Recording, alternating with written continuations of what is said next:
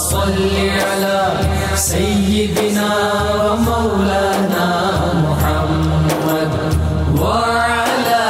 سيدنا علي وسيدتنا فاطمة وسيدتنا زينب وسيدنا حسن وسيدنا حسين وعلى آله وصحبه وبارك وسلم الحمدللہ رب العالمین والصلاة والسلام علی سید الانبیاء والمرسلین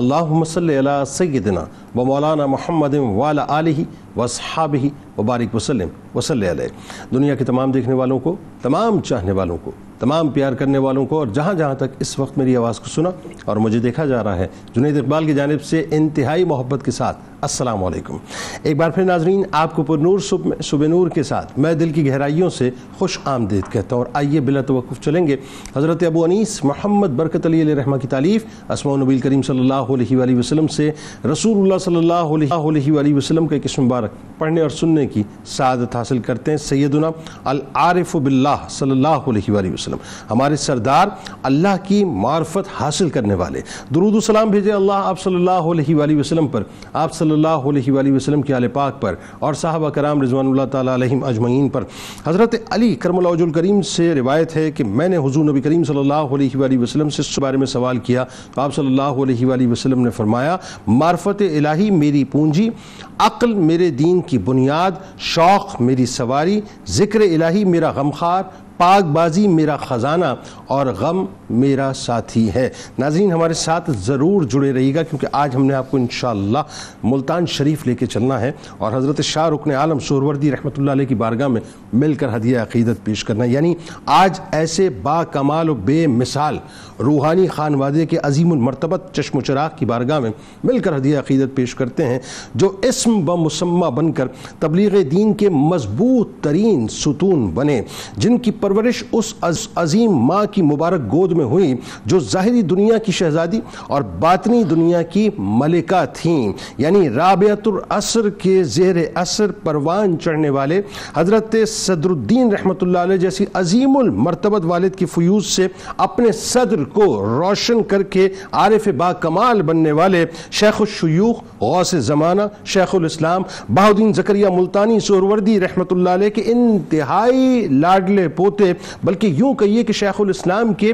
علمی اور روحانی فیضان کے امین، یعنی جن کے دادا ولی، جن کے والد ولی، جن کی والدہ ولیہ، عبادت و ریاضت اور زہد و تقوی جن کے گھرانے کا اعجاز، اور فقر اختیار یعنی اختیاری فقر جو ہے، جن کی روحانی پرواز، جن کی آمد سے پہلے جن کے مقام و مرتبہ کا اعلان خود شیخ الاسلام نے کیا، یعنی ولادت سے پہلے جن کی ولایت مکمل طور پر آشکار کر دی گئی، جو سلسلہ سہروردیہ کے 7ویں صدی ہجری کے ایسے آفتاب ہیں جنہوں نے اپنی تابناکی سے بر صغیر کے اس خطے کو منور کیا، جو کتب الاکتاب بھی ہیں، تصوف کی دنیا کے مہتاب بھی ہیں، جو حافظ قرآن بھی ہیں، مفسر قرآن بھی ہیں، محدث بھی ہیں، فقیہ بھی ہیں، ادیب بھی ہیں، ماہر علم ریاضیات بھی ہیں اور ماہر علم منطق بھی ہیں، سلسلہ سہروردیہ کے عظیم ترین پیشوا بھی ہیں، اور جو منبع جود و کرم بھی ہیں، جو اپنے مریدوں کا بھرم بھی ہیں، جنہیں دنیا انتہائی ادب سے حضرت شاہ رکن عالم ابو الفتح شاہ رکن الدین سہروردی رحمۃ اللہ علیہ کے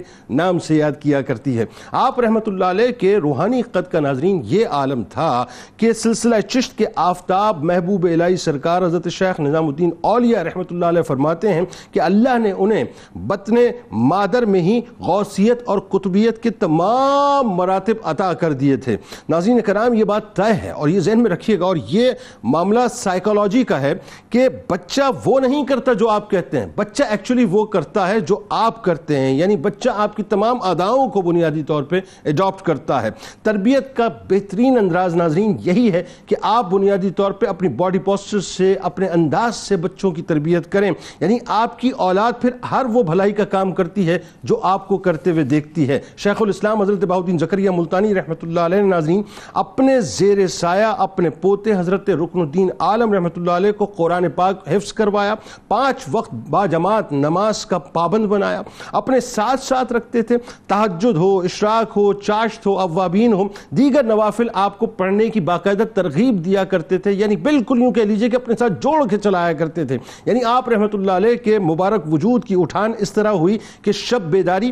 اور راتوں کی گریہ ازاری آپ کی ہستی کا معمول تھی۔ آپ رحمۃ اللہ علیہ کی ہستی علم و عرفان، عبادت و ریاضت، تقوی و پرہیزگاری، تواضع، شفقت، حلم و عفو درگزر، حیا، وقار، یعنی یوں کہہ لیجئے کہ اس کا مرقع اور مرصع تھی۔ مال و دولت کی بے انتہا فراوانی تھی آپ میں، اس میں کوئی دوسری رائے نہیں ہے، بلکہ اگر آپ اپنے یعنی ان کے دادا حضور کی ہم بات کریں تو آپ کو اللہ تعالیٰ نے اتنا کثیر مال عطا کیا تھا کہ آپ لوگوں کی باقاعدہ امداد کیا کرتے تھے۔ پھر وہ ایک ظاہر ہے وہ ایک سلسلہ پورا تھا کہ تجارت کا آپ نے باقاعدہ قائم کیا تھا، تو مال و دولت کی باقاعدہ آپ کے پاس فراوانی تھی، لیکن اس کے باوجود انتہائی سادہ خوراک رکھتے تھے، سادہ لباس استعمال کرتے تھے، سادگی کے ساتھ زندگی گزارا کرتے تھے۔ اہم ترین بات یہ تھی کہ جس مربوط اور مضبوط ترین جدید تعلیمی نظام کو اور تبلیغ کے لیے ناظرین انہوں نے یوں کہہ لیجئے کہ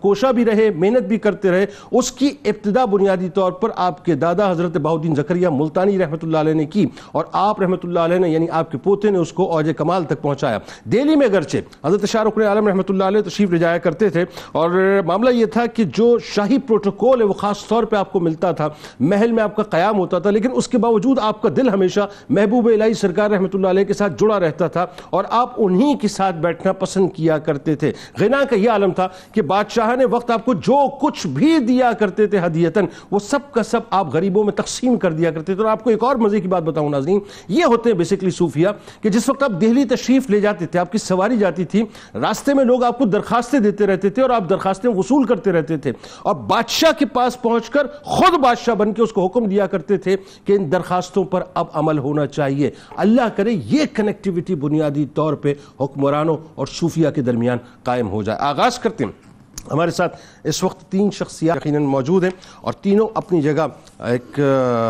بلند پایہ شخصیت ہیں۔ پہلی شخصیت ممتاز عالم دین جناب مفتی ارشاد حسین سعیدی صاحب تشریف فرما ہیں، دوسری شخصیت ممتاز عالم دین جناب مفتی محمد مدنی رضا صاحب تشریف فرما ہیں، اور ملتان شریف سے خاص طور پہ ممتاز عالم دین جناب علامہ فاروق خان سعیدی صاحب ہمیں جوائن کریں گے۔ تینوں احباب کو السلام علیکم اور خوش آمدید۔ آغاز کرتے ہیں آپ سے۔ سب سے پہلے تو یہ صاحب آپ ایک بات دیکھیے کہ بچپن سے وہ جو ماں کی آواز لوری کی صورت میں قرآن پاک کی آیات کے ساتھ مرقع اور مرصع ہو کے حضرت شاہ رکن عالم رحمۃ اللہ علیہ کی سماعتوں میں رس گھولتی رہی، آپ یہ دیکھیے کہ وہ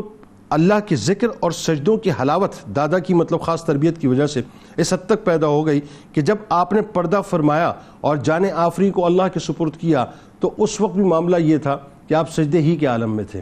تو پہلے تو خاندانی تعارف سے آغاز کرتے، پھر ظاہر آپ رحمۃ اللہ علیہ کے دادا کا جو مقام ہے، والد کا جو مقام ہے، والدہ کا جو مقام و مرتبہ ہے، پھر پیدائش سے پہلے آپ کے دادا کا خاص طور پہ آپ کے لیے بشارت دینا، یعنی آپ کی ولایت کے بارے میں بتلانا۔ آغاز کیجیے۔ سبحان اللہ، بہت خوب جنید بھائی، اللہ تبارک و تعالی ہماری اس حاضری کو قبول فرمائے۔ آمین۔ حضرت شاہ رکن عالم رحمۃ اللہ تعالی علیہ، آپ کی شخصیت، آپ کی ذات کسی تعارف کی محتاج نہیں، اور اللہ رب العزت نے آپ کو جو مقام اور مرتبہ عطا فرمایا، جیسا کہ آپ نے اپنے انٹرو میں کہا، یہ نہیں کہ انہوں نے محض دنیا میں آنے کے بعد محنت سے اسے پایا، بلکہ اللہ رب العزت نے انہیں عالم ارواح سے وہ رتبہ اور مقام عطا فرمایا، اور دنیا میں آنے کے بعد انہوں نے اس مقام اور مرتبے کے لیے یہ ثابت کیا اپنے عمل سے، اپنے کردار سے، اپنی جد و جہد سے، اپنی شخصیت سے، کہ ہمیں یہ جو مقام اور مرتبہ ملا ہے تو یقیناً ہماری جد و جہد دیکھیے، ہم اس قابل ہیں کہ یہ مقام اور مرتبہ عالم ارواح سے ہمارے نام کر دیا جاتا۔ سبحان اللہ۔ تو اس میں ابھی کل ایک دوست کے ساتھ، صاحب علم آدمی کے ساتھ بڑی خوبصورت جملے کا تبادلہ ہوا۔ انہوں نے فرمایا، خواب دیکھنے کے بعد اس کی تعبیر کو حاصل کرنا پڑتا ہے۔ ہم خواب تو دیکھ لیتے ہیں، بشارت آ گئی، اس کا مطلب یہ نہیں کہ اب ہاتھ پہ ہاتھ دھرے بیٹھ جائیں، اس کی تعبیر کو سچ ثابت کرنے کے لیے محنت کرنا ہوتی ہے۔ بالکل ٹھیک۔ عالم ارواح سے یا مادرزاد اولیاء کرام، یعنی جن کو بھی اللہ رب العزت نے پیدائشی طور پر اور پیدائش سے پہلے عالم ارواح میں مقامات عطا فرما دیے، مراتب عطا فرما دیے، اس کا یہ مطلب ہرگز نہیں ہے کہ پھر یہ مقام انہیں اللہ رب العزت کی عطا سے مل گیا تو آنے کے بعد اس میں ان کی کوئی محنت نہ ہو، ریاضت نہ ہو، مجاہدہ نہ ہو، یا آقا علیہ الصلوۃ والسلام کی سنت کی اتباع اور پیروی نہ ہو، بلکہ ان کی زندگیاں جب ہم دیکھیں گے تو ہمیں نظر آئے گا کہ ان کی محنت اور لوگوں سے کئی گنا زیادہ ہوتی ہے، ریاضت، شریعت کی اطاعت اور اتباع، تو لہٰذا مقامات اور مراتب جب مل جاتے ہیں تو اسی قدر تقاضے اور ذمہ داریاں بھی بڑھ جاتی ہیں۔ حضرت شاہ رکن عالم رحمۃ اللہ تعالی علیہ، جب ہم آپ کے بچپن اور آپ نے جن چیزوں کی طرف اشارہ کیا اس کو جب ہم دیکھتے ہیں تو دیکھیے کہ آپ کو یہ مقام اور مرتبہ کیوں نہ حاصل ہو کہ آپ کے والد شیخ صدر الدین عارف رحمۃ اللہ تعالی علیہ ولی کامل، آپ کی والدہ حضرت بی بی راستی رحمۃ اللہ تعالی علیہ، آپ فرغانہ کی شہزادی ہیں اور شاہ جمال الدین کی صاحبزادی ہیں اور حافظ قرآن ہیں، تہجد گزار ہیں، نماز کی پابندی ہے اور دین کے ساتھ شغف ہے اور لوری دیتی ہیں تو قرآن کی تلاوت کے ساتھ اور تربیت کے ساتھ۔ تو جب والدین ایسے، پھر دادا جہاں آپ نے پرورش پائی اور اپنے دادا کے فیوزات کو سمیٹا، حضرت شیخ بہاؤالدین اور بہاءالحق زکریا ملتانی رحمۃ اللہ تعالی علیہ جو 7ویں صدی ہجری کے مجدد شمار ہوتے ہیں اور آپ شیخ الاسلام معروف ہیں اور شیخ الاسلام تسلیم کیے گئے۔ بلکہ قطع کلام کی معذرت کا روحانی دنیا میں 4 افراد کا ایک نیکسس تھا، جس میں بہاؤالدین زکریا ملتانی رحمۃ اللہ علیہ، اور حضرت لال شاہ عباس مسعود الدین گنج شکر رحمۃ اللہ تعالی علیہ، حضرت لال شاہ عباس قلندر اور جلال الدین سرخپوش جلال الدین سرخپوش رحمۃ اللہ تعالی علیہ، اچ شریف جن کا مزار مبارک ہے۔ 4 افراد کا جو ہے باقاعدہ روحانی ایک سیٹ اپ تھا جی، اور یہ 4 ہستیاں جو تھیں ہم زمانہ تھے، ہم عصر تھے، اور آپ نے پورے برِ صغیر کے اندر اسلام کے فروغ کے لیے، اسلام کی اشاعت کے لیے، مسلمانوں کی خدمت کے لیے، مسلمانوں کا مورال بلند کرنے کے لیے جو خدمات سر انجام دیں، تو 4 یار کے نام سے آپ معروف ہوئے۔ اور یہ جو نعرہ لگتا ہے کبھی، ایک تو 4 یار صحابہ کرام خلفائے راشدین کے اعتبار سے، مگر اولیاء کرام میں ہمارے علاقے میں برِ صغیر پاک و ہند میں یہ جو نعرہ لگتا ہے، ان سے مراد یہ 4 ہستیاں ہیں، یہ 4 ہستیاں ہیں نا۔ اور آپ دیکھیں جلال الدین سرخپوش بخاری رحمت، بخاری سادات کے سرخیل، جی، یعنی یوں کہیے کہ بخاریوں کا جو مبارک قدم برِ صغیر پاک و ہند میں آپ بخاری سادات کا سرچشمہ ہیں، یہیں سے وہ سارا سرچشمہ، اور وہ آپ کے مرید بھی تھے، وہ آپ کے مرید بھی تھے۔ اور یہ جو حضرت شیخ بہاؤالدین زکریا ملتانی رحمۃ اللہ تعالی علیہ ہیں، آپ یعنی آپ کے دادا حضرت شاہ رکن عالم رحمۃ اللہ تعالی علیہ کے دادا، آپ اتنی بڑی ہستی ہیں، اتنی بڑی ہستی ہیں کہ آپ شیخ ابو حفص شہاب الدین سہروردی رحمۃ اللہ تعالی علیہ کے براہ راست آپ خلیفہ ہیں۔ تو آپ کے روحانی مقامات اور ظاہری مقامات کو دیکھ کر تو یقیناً دل باغ باغ ہو جاتا ہے۔ پھر ایک اور چیز اس میں دیکھنے کی ہے، جو آپ کا سلسلہ نسب ہے حضرت شاہ رکن عالم رحمۃ اللہ تعالی علیہ، سبحان اللہ، تو آپ اپنے دادا کے ان کے نسب کو دیکھیں تو والد کے اعتبار سے آپ اسدی ہاشمی ہیں اور والدہ کے اعتبار سے حسنی ہیں، سبحان اللہ۔ اور نسل در نسل جب ہم دیکھتے ہیں آپ کو تو آپ کے جو ابا و اجداد تھے وہ مکہ معظمہ سے خارزم تشریف لائے، خارزم سے پھر ملتان آئے اور یہاں سکونت اختیار کی، اور اس اعتبار سے آپ کے جو ابا و اجداد ہیں وہ دنیاوی اعتبار سے بہت فراوانی ہوتی ہے ان کے پاس، لیکن اس ساری فراوانی کے باوجود نہ کبھی مال سے محبت تھی، نہ کبھی مال کو جمع کیا، بلکہ اسے جب بھی موقع ملا تو اللہ رب العزت کے بندوں میں تقسیم فرمایا۔ اور یہ بڑا ایک اہم نقطہ ہے، میں اس پہ آگے جا کے کلام بھی کروں گا کہ مال بھی اللہ نے عطا کیا، پھر بادشاہان وقت سے جو آپ کا ایک تعلق تھا، کیونکہ سلسلہ چشت میں ایک مزاج دوسرا ہے، سورور سلسلے میں ایک مزاج دوسرا ہے، لیکن آپ یہ دیکھیے کہ ان دونوں مزاجوں میں جو اصل جو منبع اور مرکز ہے یا جو ٹارگٹ ہے وہ یہ کہ اللہ اور اس کے رسول کے دین کا کام کرنا ہے، لیکن طریقہ کار مختلف، اس پہ آگے جا کے بات کرتے ہیں۔ میں چاہوں گا ذرا ملتان شریف جو ہے وہ ہم چلیں اور ہمارے انتہائی قابل احترام علامہ فاروق خان سعیدی صاحب ہمارے ساتھ تشریف فرمائیں۔ علامہ صاحب، حضرت شاہ رکن عالم رحمۃ اللہ علیہ کا 709واں عرس، اور ظاہر ہے آپ تو اس سرزمین پر موجود ہیں، اس کی بہاریں دیکھ رہے ہیں۔ میں چاہتا ہوں ذرا ان بہاروں میں مزید تھوڑا سا ہماری بھی وہ کہتے ہیں کہ حلاوتوں میں اضافہ فرمائیے، اور حضرت شاہ رکن عالم رحمۃ اللہ علیہ کے بچپن کے حالات، ان کے کچھ میٹھے میٹھے سے واقعات بتلائیے، ساتھ ہی یہ بھی بتائیں کہ کس انداز سے ان کی باقاعدہ ایک تعلیم و تربیت کا انتظام کیا گیا، بچپن میں ہی جو ان کو خلافت کی بشارت دے دی گئی، یہ ساری جو گفتگو ہے ذرا یہ فرمائیے۔ بسم اللہ الرحمن الرحیم نحمدہ ونصلی ونسلم علی رسولہ الکریم۔ جنید اقبال صاحب، آپ نے اپنی گفتگو کے آغاز میں بہت خوبصورت جملہ اور بلیغ جملہ کہا کہ آپ کی والدہ ماجدہ حضور سیدی و آقائی و مولائی حضرت شاہ رکن الدین والعالم رحمۃ اللہ علیہ کی امی جان بی بی پاک دامن راستی علیہ الرحمہ سلطنت ظاہری کی ملکہ ہیں اور سلطنت ظاہری کی شہزادی ہیں اور روحانی سلطنت کی ملکہ ہیں۔ یہ کیا خوب جملہ آپ نے فرمایا، بڑا جامع ملکہ ہے۔ حضور سیدی شیخ الاسلام والمسلمین بہاؤالدین زکریا رحمۃ اللہ علیہ کی پوتے حضرت صدر الدین عارف رحمۃ اللہ علیہ کے لخت جگر اور حضرت بی بی ام المریدین راستی پاک دامن علیہ الرحمہ کی گود میں پرورش پانے والے حضرت شاہ رکن عالم رحمۃ اللہ علیہ کی ولایت کی خوشخبریاں تو آپ کے دنیا میں آنے سے پہلے ہی دی جاتی رہی ہیں۔ آپ کی والدہ ماجدہ کا یہ حکم تھا کنیزوں کو کہ میرے لخت جگر کے سامنے سوائے اسم ذات اللہ کے کوئی الفاظ نہ بولے جائیں۔ یہی وجہ تھی کہ جب آپ نے بولنا شروع کیا، جب نطق و تکلم کا آغاز کیا تو پہلے الفاظ جو زبان سے نکلے وہ اسم ذات اللہ تھا۔ آپ کے ہاں جو کنیزیں، جو خادمائیں، جو مامائیں تھیں، وہ بھی حافظات تھی، قاریات تھی، چکی پیستی تھی، قرآن پاک کی تلاوت کرتی تھیں اور یہ لوریاں بچپن ہی سے آپ کو دی جاتی رہی ہیں۔ آپ رمضان المبارک میں پیدا ہوئے 9 رمضان کو، آپ کے دادا جان کی ولادت بھی رمضان شریف میں ہوئی۔ پھر دیکھیں بچپن 4 سال کا سن ہے،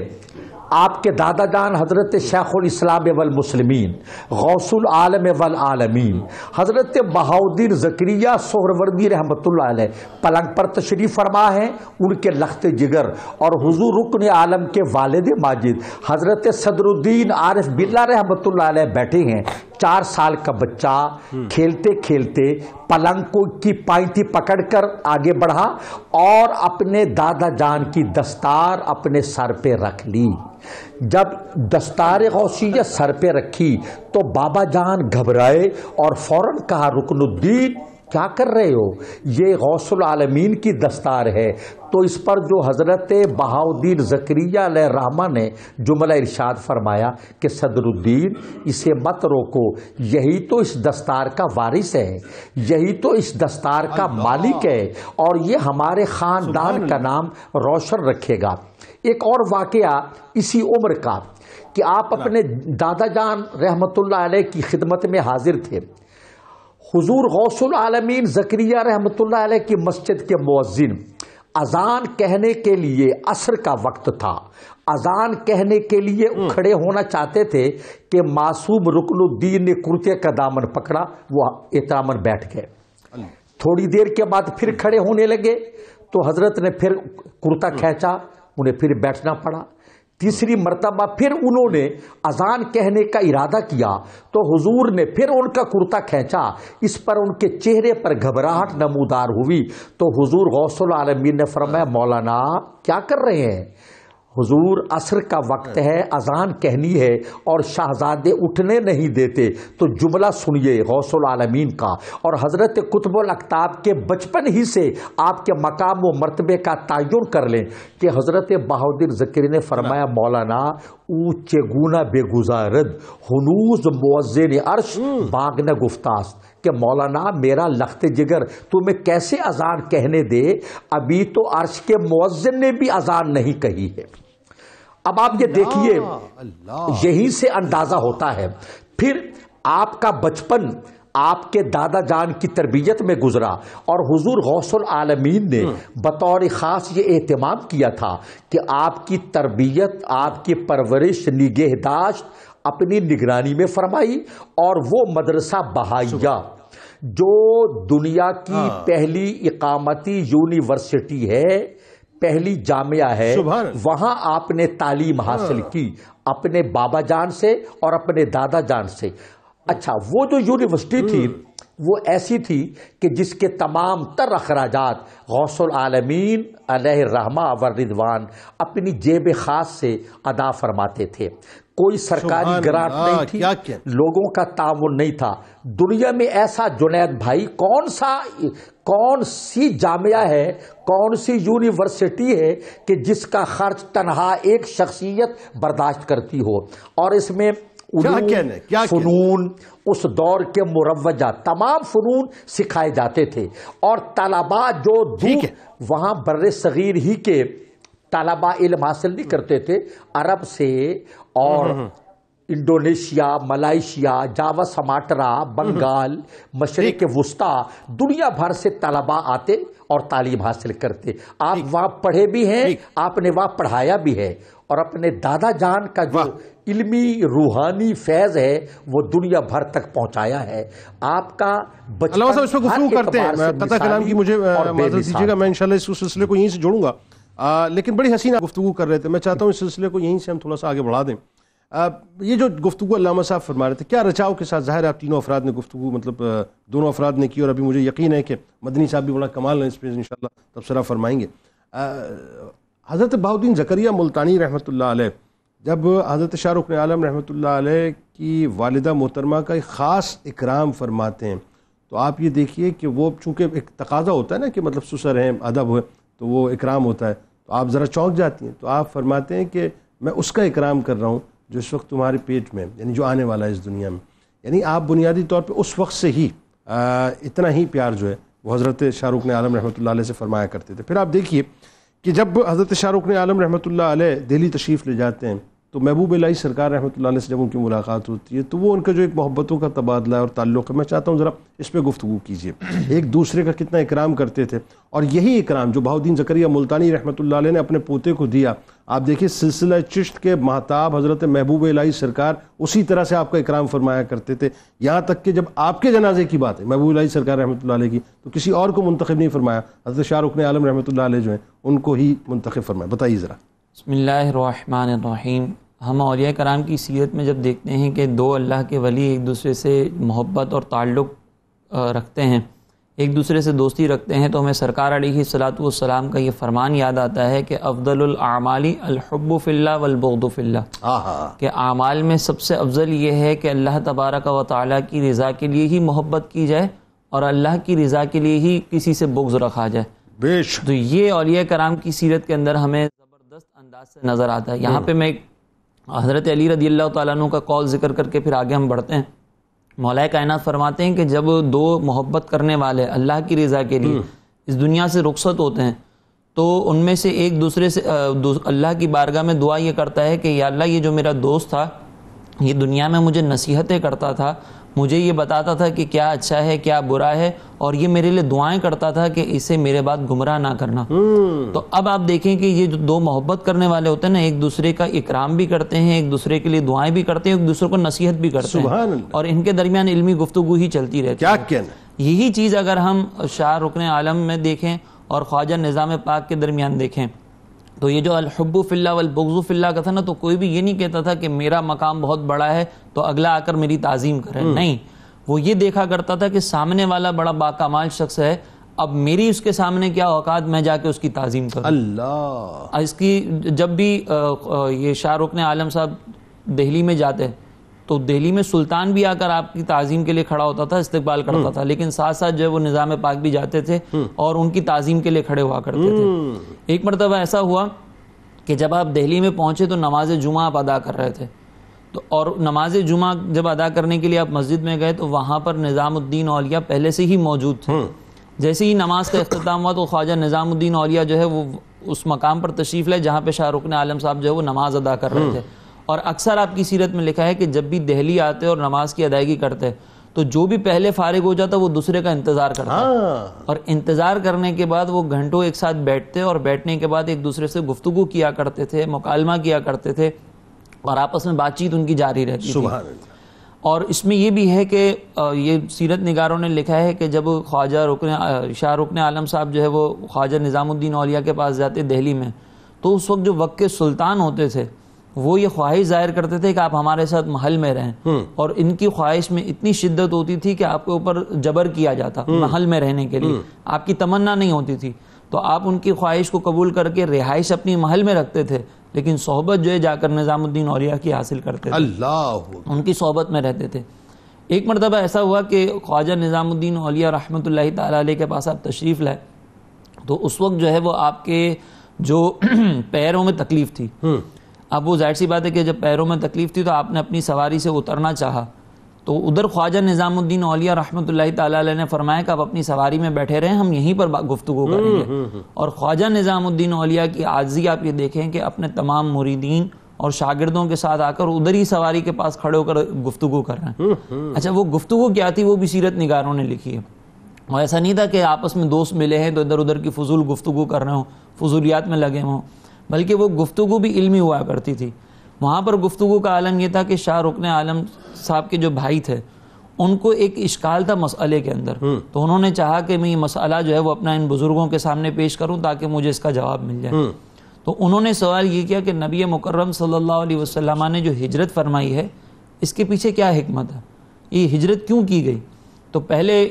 شاہ رکن عالم صاحب نے جواب دیا کہ سرکار علیہ الصلوۃ والسلام کے جو کمالات کی تکمیل تھی، یعنی کچھ کمالات آپ کو دیے جانے تھے وہ آپ کو مدینہ طیبہ میں ہی حاصل ہو سکتے تھے، اسی لیے اللہ تبارک و تعالیٰ نے آپ کو حکم دیا کہ آپ مدینہ منورہ تشریف لے جائیں۔ ٹھیک، تو اس پر جو ہے وہ خواجہ نظام الدین اولیاء رحمۃ اللہ تعالیٰ علیہ کہتے ہیں کہ میرا خیال یہ ہے کہ سرکار علیہ الصلوۃ والسلام جو مکہ مکرمہ سے مدینہ منورہ گئے ہیں تو اس کے پیچھے حکمت یہ ہے کہ سرکار علیہ الصلوۃ والسلام کے کچھ دیوانے مدینہ طیبہ میں ایسے ہیں جو آپ سے ملاقات کا اشتیاق تو رکھتے ہیں لیکن وہ آپ سے ملاقات کے لیے آ نہیں سکتے اسباب کی کمی کی وجہ سے، تو اللہ تبارک و تعالی نے حکم دیا کہ آپ جو ہے وہ ان دیوانوں کو جا کے فیض لٹائیں تاکہ وہ بھی آپ سے مستفید ہوں اور آپ سے فیض حاصل کریں۔ بلکہ حضرت شاہ رکن عالم رحمۃ اللہ علیہ ایک اور بھی تو واقعہ منسوب ہے نا کہ وہ جہاں محبوب الہی سرکار رحمۃ اللہ علیہ کسی محفل میں تھے تو آپ ایک خاص مقام پہ مطلب جو آپ تھے محفل کے اندر تو آپ نے ان کو روکا، جی ہے نا؟ وہ یہ واقعہ تھا کہ ایک مرتبہ جو ہے وہ ایک محفل سجی ہوئی تھی، تو آپ دیکھیں کہ جب اللہ تبارک و تعالیٰ کا ذکر ہوتا ہے، اللہ کے محبوب کا ذکر ہوتا ہے تو اولیاء کرام پر ایک خاص کیفیت تعریف ہوتی ہے جس کو ہم وجد کا عالم کہتے ہیں۔ تو ایک مرتبہ ایسا ہوا کہ خواجہ نظام الدین اولیاء اس وجد کی کیفیت میں آئے اور کھڑے ہو گئے، تو شاہ رکن عالم صاحب نے انہیں بٹھا دیا کہ آپ بیٹھ جائیں۔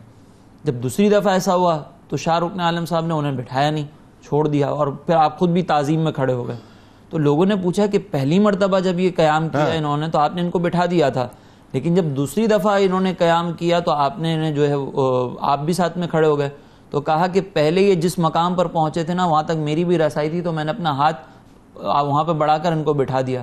لیکن اس کے بعد جب دوسری کیفیت ان پر طاری ہوئی تو یہ اس مقام پہ جا چکے تھے جہاں تک میری رسائی نہیں ہو سکتی تھی، اس لیے میں بھی تعظیماً کھڑا ہو گیا اور ان کو بٹھانے سے رک گیا۔ اللہ اکبر۔ اب یہ جو مقامات کی گفتگو یا عالمی روحانی مقامات ہوتے ہیں، جب وجد کی کیفیت آتی ہے نا تو پھر انسان اچھا اب اس میں یہ دیکھیے کہ وہاں جاتے ہیں کہ حضرت شاہ رکن عالم رحمۃ اللہ علیہ ایک کیفیت یہ ہے محبوب الہی سرکار رحمۃ اللہ علیہ کے ساتھ، اور ایک کیفیت یہ ہے کہ جنازہ اگر کوئی ادا کرائے گا تو حضرت شاہ رکن عالم رحمۃ اللہ۔ یہاں پہ آپ دیکھیں کہ یہ جیسے میں نے شروع میں ذکر کیا کہ آپ کو سلطان جو ہے باقاعدہ کہا کرتے تھے کہ آپ محل میں آ کر رہیں، تو ایک مرتبہ جب وہ محمد غیاث جو ہے وہ آپ ان کے سلطان کے دربار میں تھے تو ان دنوں جو ہے خواجہ نظام الدین اولیاء رحمۃ اللہ تعالیٰ علیہ کی طبیعت ناساز تھی، آپ مرض الموت میں تھے، تو یہ عیادت کے لیے تشریف لائے شاہ رکن عالم۔ جب وہاں پر عیادت کے لیے تشریف لائے تو لوگ مریدین پریشان ہوئے کہ اب یہ ملاقات کیسے ہوگی، لیکن بہرحال اس وقت آپ کی ملاقات ہوئی، اور ملاقات کے بعد چند دنوں کے بعد ہی آپ کا وصال ہوا۔ تو وصال نظام الدین پاک کے وصال کے بعد آپ نے نماز جنازہ ادا کروائی، اور اس نماز جنازہ کو ادا کروانے کے بعد آپ یہ کہا کرتے تھے کہ یہ میرے لیے سب سے بڑی سعادت ہے کہ میں نے اللہ کے ولی کی جنازہ ادا۔ اللہ اکبر۔ ناظرین ہمارے ساتھ رہیے، درود پاک سرکار علیہ السلام کی بارگاہ میں پیش کرتے ہیں اور لوٹ کے آپ کو بتلائیں گے کہ آج ظاہر اگر جو چونکہ ہمارے یہاں تو میں نے کہا نا صورتحال ہی بڑی دوسری ہو گئی ہے. اللہ ماشاء اللہ جو خانقاہیں صحیح کام کر رہی ہیں لیکن مال ہائے مال کے چکر میں لگیں. یہاں تو مال آپ کی ٹھوکروں پر تھا حضرت شاہ رکن عالم رحمۃ اللہ علیہ کی, لیکن اس کے باوجود طرز زندگی کیا تھا؟ بادشاہان وقت جو ہے وہ آپ کے آگے ہاتھ جوڑا کرتے تھے, لیکن اس کے باوجود آپ اپنے لیے ان سے کچھ نہیں مانگا کرتے تھے. ہمارے ساتھ رہیے, سرکار کی بارگاہ میں درود پاک کا نذرانہ پیش کرتے ہیں, لوٹ کر آپ کو اس موضوع کو سنوائیں گے کہ یہ معاملہ آپ کی شخصیت کا کیا تھا. اللہم صلی علی سیدنا و مولانا محمد وعلی سیدنا علی و سیدتنا فاطمہ و سیدتنا زینب و سیدنا حسن و سیدنا حسین وعلی وصحبه وبارك وسلم اللهم صل على سيدنا ومولانا محمد وعلى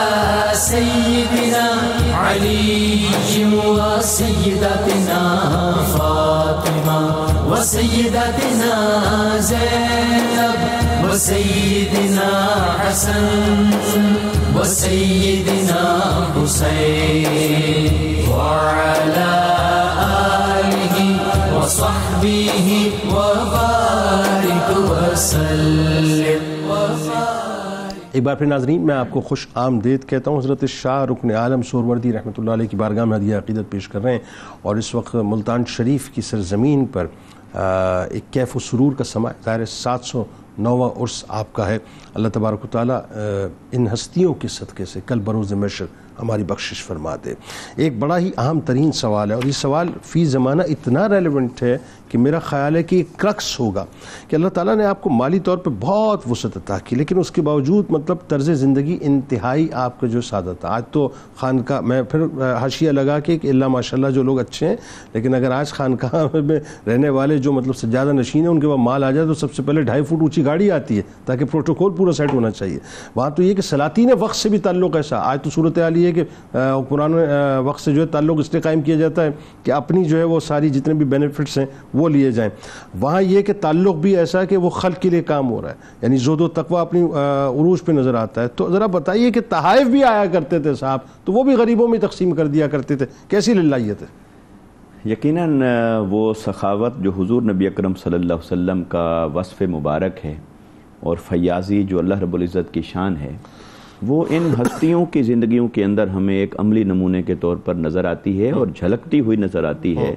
کہ وہ کیسے اپنے مال کو, اسباب کو, اور جو کچھ میسر ہوتا تھا اسے اللہ رب العزت کی بارگاہ میں کیسے لٹایا کرتے تھے, کیسے خرچ کیا کرتے تھے. دیکھیے ایسا کیوں نہ ہوتا جب قرآن مجید نے یہ اصول دے دیا کہ لن تنالوا البر حتی تنفقوا مما تحبون, اس وقت تک تم نیکی کے درجے کو نہیں پا سکتے جب تک اسے خرچ نہ کرو جس سے تم محبت کرتے ہو. اللہ, یہ نہیں کہا کہ مال کو خرچ کرو, یہ اسلوب قرآن مجید میں دیگر کئی مقامات پر ہے, مگر اس مقام پر توجہ یہ دلائی اسے خرچ کرو جس سے محبت کرتے ہو,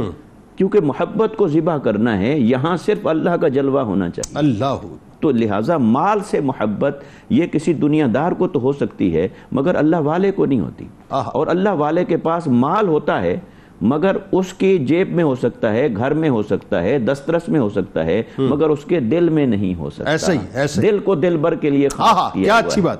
اور حضرت شاہ رکن عالم والدین رحمۃ اللہ تعالی علیہ,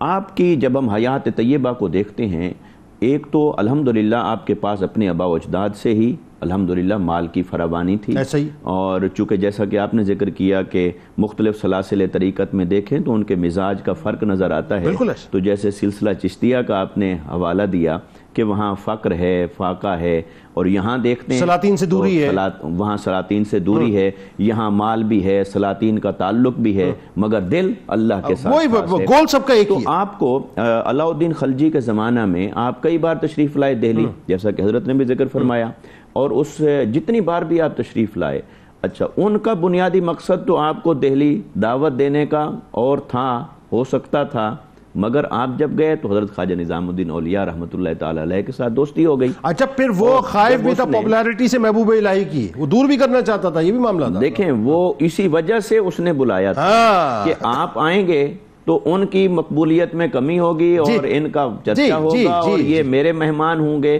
اور گویا وہ اس کو ایک سیاسی اعتبار سے اس کے مفادات دیکھ رہا تھا. تو جب آپ تشریف لائے تو آپ نے کسی سلطان وقت کو کیا دیکھنا تھا؟ آپ نے تو سلطان ولایت کو دیکھنا تھا. اللہ اکبر. تو لہٰذا آپ کی ان سے دوستی ہو گئی. ٹھیک ہے. اچھا پھر جب آپ واپس تشریف لاتے تو وہ تحائف دیتے آپ کو، اور ایک بار تو اس نے 5 لاکھ اشرفیاں دیں اور کئی ایسے بے شمار تحائف ہوتے ہیں، لیکن آپ نے وہیں سرحد پر کھڑے کھڑے سارا کچھ ہی غربا کے اندر تقسیم فرما دیا. اللہ اکبر. اور آپ کے دادا حضرت شیخ بہاؤالدین زکریا ملتانی رحمۃ اللہ تعالی علیہ جب آپ نے حج کا سفر فرمایا کتنا مال و اسباب ساتھ لے کر چلے، ایسے ہی. اور جب آپ وہاں پہنچے، وہاں پہنچنے سے پہلے تک سارا کچھ تقسیم فرما دیا تھا. اچھا ایک بات اور اس میں ذرا مفتی صاحب کامنٹ کیجئے کہ آپ جب جاتے تھے بادشاہ نے وقت کے پاس، ظاہر ہے بلائے جاتے تھے آپ بنیادی طور پہ، اس میں بھی آپ کا مطمئن نظر یہ ہوتا تھا کہ جتنی بھی درخواستیں ہیں سر رستہ مجھے ملے غریبوں کی یا سائلین کی، ان سب کو میں پرسنل اس کا جو ہے وہاں جا کے کراؤں گا، اور پھر باقاعدہ وہ ایشو کرواتے تھے احکامات سارے. ایسا ہی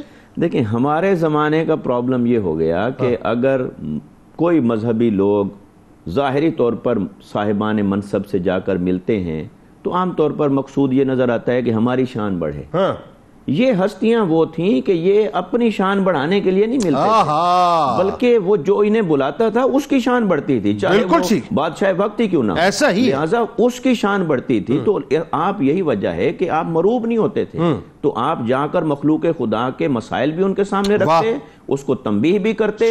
اور اگر کوئی بھی مال اسباب پیش کرتا سعادت سمجھ کے ہدیہ کرتا تو وہ بھی آپ تقسیم فرما دیتے، تاکہ اسے نظر آئے کہ ہم آپ کے پاس مال کی وجہ سے نہیں آئے بلکہ اس وجہ سے آئے کہ آپ کو تنبیہ کرنی تھی، نصیحت کرنی تھی، اور جس منصب پر آپ ہیں اس منصب کے جو تقاضے ہیں اس کی تبلیغ آپ کو کرنی تھی. 2 جملے اور مال کی فراوانی کے باوجود انتہائی سادہ زندگی. جی انتہائی سادہ زندگی، چونکہ اللہ رب العزت کی دوستی کا تقاضا یہی تھا کہ وہ مال اور اسباب کو برتنے کی حد تک تو رکھیں مگر اپنی زندگی میں فقر، سادگی، وہ آقا علیہ السلام کی سیرت مطہرہ کا فیض، اور روزے،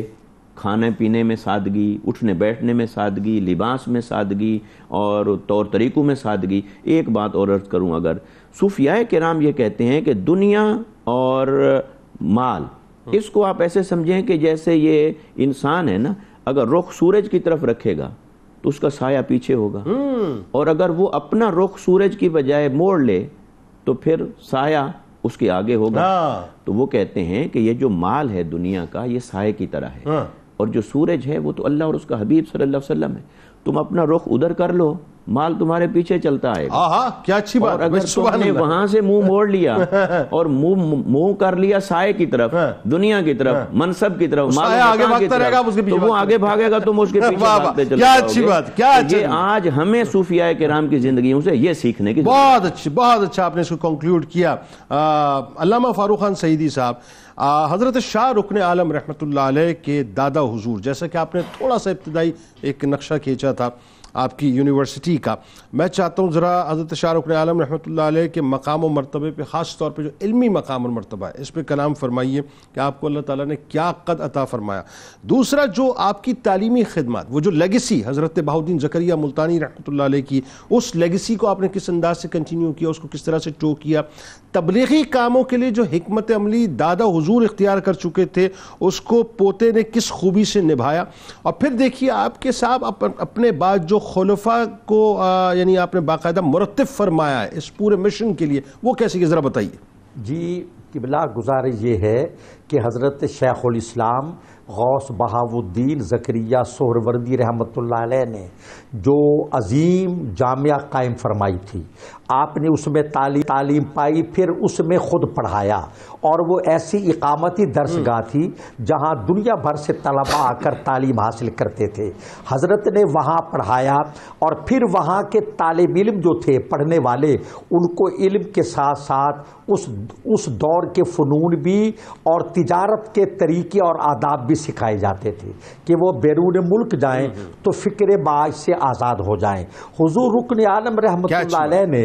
اپنے دادا جان کے مشن کو نہ صرف قائم رکھا بلکہ بہت آگے بڑھایا۔ اپنے عظیم باپ اور عظیم المرتبت دادا جان کی علمی، تبلیغی، تدریسی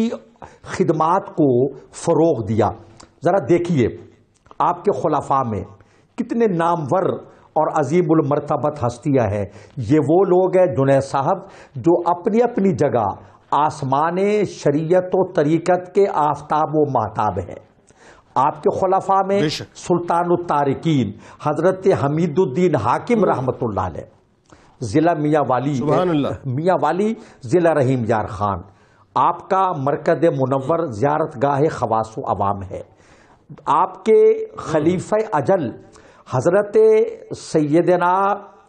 جلال الدین حسین المعروف جہانیہ جہاں گشت سہروردی رحمت اللہ علیہ، آپ پوتے ہیں حضرت جلال الدین سرخ پوش بخاری اوچوی رحمت اللہ علیہ کے، اور آپ کے دادا حضور جہانیہ جہاں گشت کے دادا وہ خلیفہ ہیں حضرت غوث العالمین زکریا کے، اور حضرت جہانیہ جہاں گشت خلیفہ ہیں حضور حضرت قطب الاقطاب شاہ رکن عالم رحمت اللہ علیہ۔ جب آپ اس شریف سے ملتان آئے بغرض حصول علم تو حضرت رکن الدین والعالم کو پتہ چلا، تو آپ نے یہ سوچا کہ شہزادے کو جو سادات بخارا کا فرزند ہے اور فرد فرید ہے، مرد وحید ہے، اس کو اب طالب علم کے طور پہ اس ادارے میں رکھنا چاہیے، ان کو شہزادگی اور صاحبزادگی کا احساس نہ ہو۔ تو حضرت نے فرمایا خادموں کو کہ عزیز کو خانقاہ کے بجائے درسگاہ میں اتارا جائے، اور درسگاہ جو تھی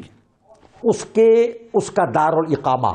قلعہ کوہنا قاسم باغ سے، جہاں حضور شیخ الاسلام زکریا رحمۃ اللہ علیہ کا روضہ مبارک ہے، یہاں سے ملتان سے کئی کلومیٹر دور کھاد فیکٹری خانے وار روڈ تک یہ دارالاقامہ تھے، بورڈنگ ہاؤس تھے، اور وہاں طلباء تعلیم پاتے تھے۔ تو شہزادے نے وہاں رہ کر بطور طالب علم حاصل کیا۔ آپ کے تیسرے خلیفہ حضرت وجیہ الدین عثمان سیاح رحمۃ اللہ علیہ عظیم المرتبت ہستی ہے۔ آپ کے چوتھے خلیفہ حضرت صدر الدین چراغ ہند جون پوری رحمۃ اللہ علیہ۔ آپ کے پانچویں خلیفہ مولانا ظہیر الدین محمد رحمۃ اللہ علیہ، یہ وہ ہیں جنہیں لمحہ آخر تک وقت وصال تک اپنے مرشد کے وقت وصال تک ان کی خدمت میں حاضری بلکہ حضوری کی سعادت حاصل ہوئی، اور وقت وصال یہی آپ کے حجرہ مبارک میں اس سے پہلے بھی حاضر رہے اور بعد میں بھی سب سے پہلے یہی اندر داخل ہوئے، جیسا کہ ابھی ہمارے فاضل شرکاء مفتی صاحب نے اور علامہ مدنی صاحب نے فرمایا کہ حضرت کی وفات سجدے کی حالت میں ہوئی تو یہی خادم خاص تھے۔ دیکھ لیجئے آپ کے خلفاء نے پوری دنیا میں اسلام پھیلایا۔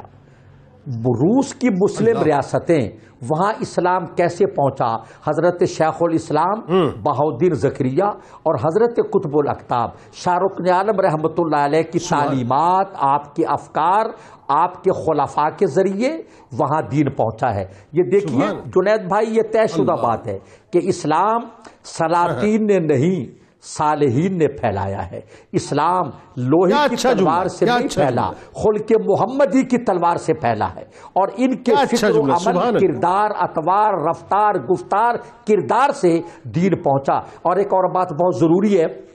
کہ جن ممالک میں ہم دنیا بھر میں الحمدللہ گھومے ہیں، جن ممالک میں اسلام بادشاہوں کے ذریعے پہنچا، جب تک بادشاہت رہی وہاں دین کا نفوذ رہا، اور جب سازشوں کے ذریعے یا اپنی بدعمالیوں کے ذریعے حکومت ختم ہوئی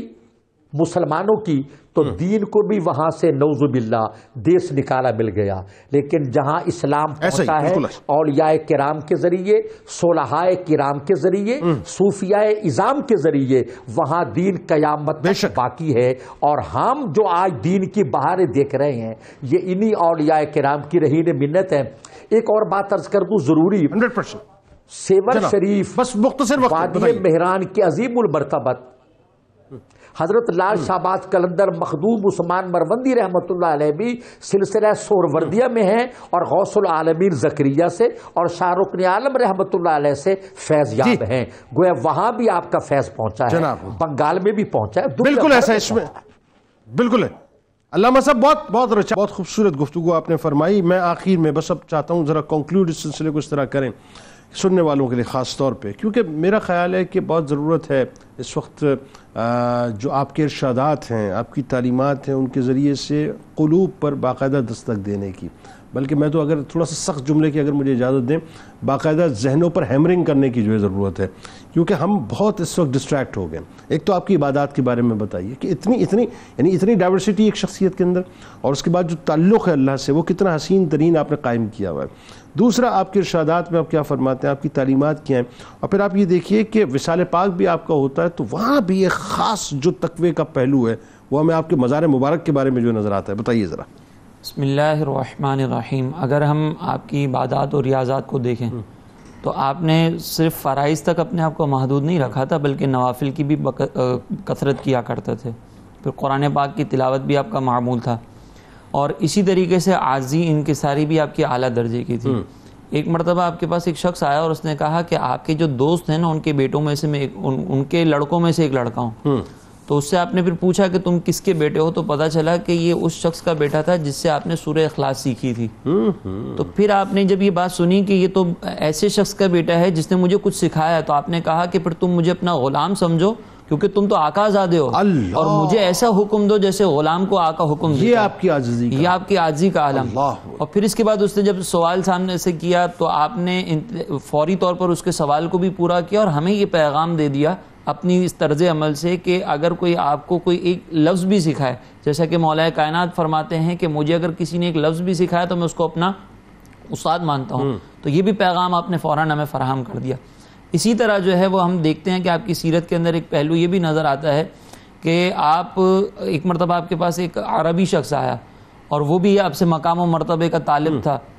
تو آپ نے اس کے پاس ایک خادم کو بھیجا اور خادم کے ساتھ اس کے پاس کھانا وغیرہ بھیج دیا. تو خادم جب کھانا لے کر گیا تو اس سے پوچھا کہ آپ کچھ شیخ کی زیارت کرنا چاہیں گے, تو اس شخص نے کہا کہ میری کیا مجال کہ میں شیخ کی زیارت کروں. تو خادم نے آ کر آپ کو یہ بات بتائی تو خود چل کر آپ اس کے پاس جائیں. یہ بھی آپ کی عاجزی. اور جب وہاں پر گئے تو آپ نے اس کو جتنی بھی منزلیں تھیں اس سلوک کی وہ طے کروا دی. پھر اب ہم یہ دیکھتے ہیں کہ ایک تو سیرت کی یہ پہلو, پھر آپ نے جو تعلیمات عطا فرمائی ان تعلیمات کو بھی اگر ہم دیکھیں نا تو بڑی نفیس تعلیمات آپ کی حیات سے ہمیں ملتی ہیں. ایک آپ کا یہ قول ملتا ہے کہ جب تک کوئی شخص اپنے آپ کو برے اوصاف سے پاک نہ کر لے اس کا شمار درندوں میں اور جانوروں میں. اللہ اکبر. یہ اب آپ غور کریں کہ برے اوصاف سے پاک کرنے کی ضرورت اس لیے ہے کہ اللہ تبارک و تعالیٰ نے جو ہمیں اشرف المخلوقات ہونے کا شرف عطا فرمایا ہے اس کی ایک بنیادی وجہ یہ ہے کہ ہم اللہ تبارک و تعالیٰ کا قرب حاصل کرنے کے لیے پیدا کیے گئے, اور یہ برے اوصاف ہمیں عام جس طریقے سے دیگر مخلوقات ہیں انہی میں شامل کر دیں گے. تو آپ یہاں پہ اس بات کی طرف اشارہ کر رہے ہیں کہ اگر تم اپنے مقصد کو چھوڑ دو گے تو جس طریقے سے دنیا میں دوسری مخلوقات زندگی گزار رہی ہیں کہ کھانا پینا ہے, اپنی خواہش کو مکمل کرنا ہے, تو یہ تو جانور بھی کر رہے ہیں. تو پھر تمہارا اور تمہارے درمیان اور جانور کے درمیان کیا فرق رہے گا؟ تو ہونا یہ چاہیے کہ اپنی زندگی جو ہے وہ کامل طور پر گزارے. وہ گزارنی کیسے ہے اس کے بارے میں فرماتے ہیں کہ اعمال پر مطابعت یہ ہے کہ اعضاء کو شرعی ممنوعات و مکروہات سے قولاً اور فعلاً باز رکھا جائے. اور پھر آگے آپ نے فرمایا کہ لا یعنی مجلس جو ہے اس سے بھی پرہیز کیا جائے. لا یعنی مجلس یعنی جس مجلس کا کوئی فائدہ نہ ہو, بیکار, اس میں بیٹھنے سے بھی اجتناب کیا جائے. تو یہ آپ کی تعلیمات ہیں. اور پھر وہی ہے کہ آپ کی عبادت بھی ساتھ ساتھ چلتی تھی, تو آپ کا وصال بھی. ہمارے یہاں پہ خواہش یہ ہوتی ہے کہ ہم جو ہے وہ سجدے میں ہمیں موت آئے لیکن نماز پڑھنے کی فرصت نہیں ہے.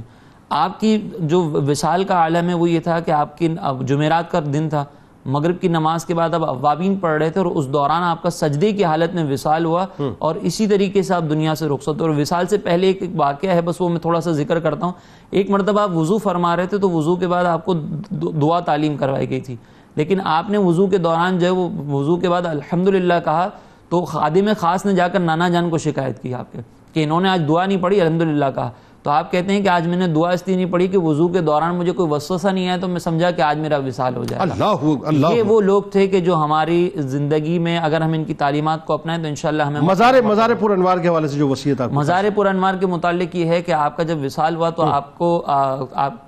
شاہ رکن عالم کے جو سلطان تھے ان کی تمنا یہ تھی کہ وہ جو ہے ان کے جو شاہ رکن عالم صاحب کا جو مزار ہے وہاں پر تدفین کیا جائے جو خاص رکھا گیا تھا، لیکن آپ کی تمنا یہ تھی کہ آپ کے جد امجد کے قدموں میں آپ کی تدفین کی جائے، تو آپ کی تمنا کے مطابق آپ کو جد امجد کے قدموں میں دفن کیا گیا، لیکن پھر بعد میں جو ہے وہ خواب دیکھا گیا کہ آپ کے جد امجد جو ہے وہ آپ کا اپنے قدموں میں ہونے کی وجہ سے پریشان ہے، تو پھر یہ آپ کی مزار کی منتقلی ہوئی اور جو موجودہ مزار ہے پھر وہاں پر آپ کی تدفین. پھر اس میں یہ بھی مسئلہ تھا نا کہ وہ پیسہ جو ہے وہ کہیں عوام کا نہ ہو، بیت المال کا نہ ہو، یہ بھی شائبہ بنیادی طور پہ تھا. تو خواب میں باقاعدہ بشارت دی گئی کہ ایسا نہیں ہے. اور پھر بیٹا جو مطلب ظاہر ہے ان کا گیا ہوا تھا فتوحات کے، اس نے آ کے بتایا کہ ایسا وہ ذاتی پیسے سے جو ہے باقاعدہ بنایا گیا تھا. بہت شکریہ آپ تشریف لائے. کتاب الشفا آپ کو لیے چلتے ہیں جناب ایک وظیفے کی جانب، اور کن ذہنی کا علاج آپ کو بتلاتے ہیں کہ اگر کوئی بچہ کن ذہن ہو تو تازہ روٹی بنا کر اس پر 7 بار یا اللہ لکھیں اور 21 دن تک بچے کو کھلائیں، انشاءاللہ کن ذہنی ختم ہو جائے گی. حضرت شاہ رکن عالم رحمۃ اللہ علیہ کا قول مبارک ہے، تزکیہ نفس اور بارگاہ رب العزت میں حضوری کا شرف اس وقت تک حاصل نہیں ہو سکتا جب تک اللہ تعالیٰ کا فضل و کرم شامل نہ ہو. روزنامہ 92 نیوز میں آج مضمون ضرور پڑھیے گا رکن عالم رحمۃ اللہ علیہ کے حوالے سے. ٹویٹر پہ میں ضرور فالو کیجیے، پیج کو لائک کر لیجیے، یوٹیوب چینل کو سبسکرائب کر کے بیل آئیکن کو ضرور کلک کر لیجیے گا. آپ وہاں پر موجود ہیں، ہم یہاں پر موجود ہیں، مل کے نعرہ لگائیں گے، لیکن اس سے پہلے ذرا روح سے تجدید عہد وفا کرتے ہیں. لا یؤمن احدکم حتی اکون احب الیہ من والدہ وولدہ والناس اجمعین. اللہ تعالیٰ آپ کا، ہمارا، ہم سب کا، پاکستان کا اور امت مسلمہ کا حامی و ناصر. آمین. پاکستان کا مطلب کیا؟ لا الہ الا اللہ محمد رسول اللہ صلی اللہ علیہ وآلہ وسلم. اللهم صل على سيدنا ومولانا محمد وعلى سيدنا علي وسيدتنا فاطمة وسيدتنا زينب وسيدنا حسن وسيدنا حسين وعلى آله وصحبه